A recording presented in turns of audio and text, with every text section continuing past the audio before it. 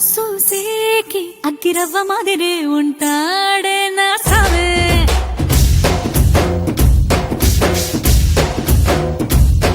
మెత్తాని పత్తి పువ్వుల మరేసంటాడే నా సావే